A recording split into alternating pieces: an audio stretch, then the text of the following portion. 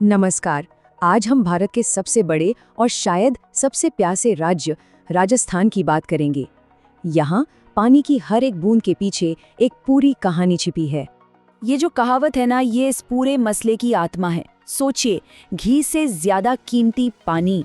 इससे पता चलता है कि सूखी धरती पर पानी को लेकर लोगों के मन में कितना गहरा सम्मान और दर्द है। तो चलिए इस कहानी के बिल्कुल बीच में चलते हैं और जानते हैं इसके मुख्य किरदार से, जो कोई इंसान नहीं बल्कि एक विशाल पर्वत श्रृंखला है, अरावली। ये वो दीवार है जो पूरे राज्य के पानी का बंटवारा करती है। जी हाँ, ये पहाड़ ही तय करते हैं कि बारिश की हर बूंद की किस्मत में क्या लिखा है। पानी का सफर कहाँ जाके खत्म होगा? बंगाल की खाड़ी में, अरब सागर में, या फिर कहीं नहीं। और ये आंकड़ा देखिए, ये वाकई में हैरान कर देने वाला है। राजस्थान का 60%, जी हाँ 60% हिस्सा ऐसा है जिसका पानी किसी समुद्र तक पहुंचता ही नहीं है। वो राज्य के अंदर ही शुरू होता है और अंदर ही खत्म हो जाता है। तो आइए अपना सफर शुरू करते हैं और उस पानी के साथ चलते हैं जो पूरब की ओर बहता है। ये वो रास्ता है जहाँ पानी में ताकत भी है और समृद्धि भी। इस इलाके की जीवन रेखा है चंबल, विंध्य की पहाड़ियों से निकलती है, और ये राजस्थान की अकेली ऐसी नदी है जिसमें साल के 365 दिन पानी रहता है। अपनी गहरी घाटियों और जंगली जीवों के लिए ये बहुत मशहूर है। ये नदी इस पूरे क्षेत्र के लिए एक पावर हाउस की तरह है। एक तरफ इस पर बड़े बड़े बांध हैं जो बिजली बनाते हैं, तो दूसरी तरफ ये घड़ियाल और डॉल्फिन जैसे बेहद दुर्लभ जीवों का आखिरी घर भी है। अब चंबल की सबसे बड़ी साथी नदी है बनास। इसका नाम भी कितना सुंदर है, वन की आशा यानी जंगल की उम्मीद। बनास की खास बात यह है कि ये राजस्थान में ही शुरू होती है और राजस्थान में ही बहने वाली सबसे लंबी नदी है। और इसकी कहानी में सिर्फ भूगोल नहीं, पौराणिक कथाएं भी हैं। कहते हैं कि ऋषि वशिष्ठ अपनी तपस्या के बल पर इस नदी को स्वर्ग से धरती पर लाए थे। मतलब ये एक तरह से इस प्यासी धरती के लिए एक वरदान है।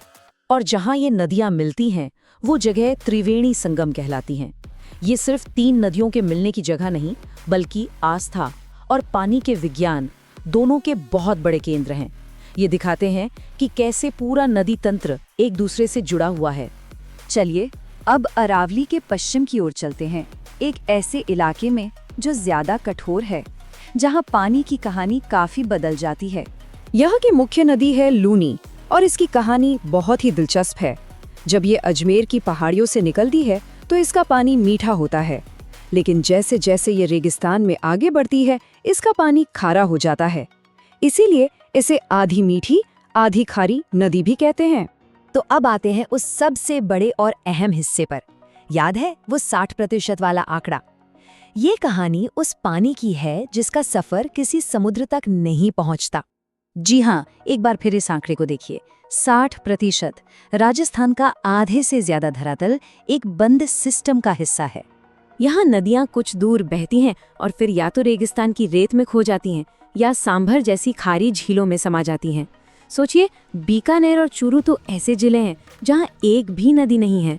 तो सवाल ये है कि इतने मुश्किल हालात में लोगों ने क्या किया? उन्होंने हार नहीं मानी, बल्कि पानी को सहेजने के ऐसे ऐसे तरीके निकाले जो आज भी मिसाल हैं। चलिए सदियों पुरानी इसी समझदारी का एक कमाल का उदाहरण देखते हैं। खडीन।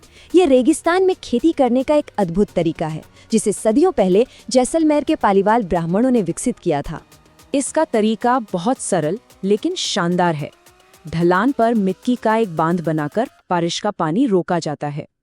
वो पानी धीरे धीरे जमीन में समा जाता है और जब पानी सूखता है तो पीछे रह जाती है एक नम और उपजाऊ जमीन जिस पर फसल लहलहा उठती है। और खडीन तो बस एक उदाहरण है। यहाँ बावड़ियाँ हैं जो किसी कलाकृति से कम नहीं। जमीन के नीचे बने टांके हैं और गांव-गांव में नाड़ी यानी तालाब हैं। सब एक से बढ़कर एक तरीके। लेकिन आज की कहानी थोड़ी अलग है। आज बात बूंद बूंद सहेजने की पारंपरिक सोच से आगे बढ़कर बड़े पैमाने पर नदियों का रास्ता बदलने की हो रही है। विशाल इंदिरा गांधी नहर, जिसे राजस्थान की जीवन रेखा कहते हैं, या फिर पूर्वी राजस्थान नहर परियोजना, ये सब राज्य के पूरे जल तंत्र को फिर से गढ़ने की बहुत बड़ी और महत्वाकांक्षी कोशिशें हैं। और ये सब हमें आज एक ऐसे चौराहे पर लाकर खड़ा कर देता है जहां राजस्थान अपने अतीत और भविष्य के बीच एक संतुलन बनाने की जद्दोजहद कर रहा है। आज चुनौती बहुत बड़ी है। एक तरफ औद्योगिक प्रदूषण है, दूसरी तरफ जमीन के नीचे पानी का स्तर लगातार गिर रहा है और साथ में जलवायु परिवर्तन का खतरा भी है।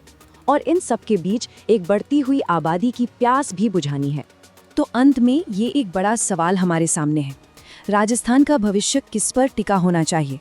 अपने पुरखों की सदियों पुरानी विरासत पर, आज की विशालकाय तकनीक की ताकत पर, या फिर इन दोनों के एक बहुत ही सधे हुए और समझदारी भरे तालमेल पर?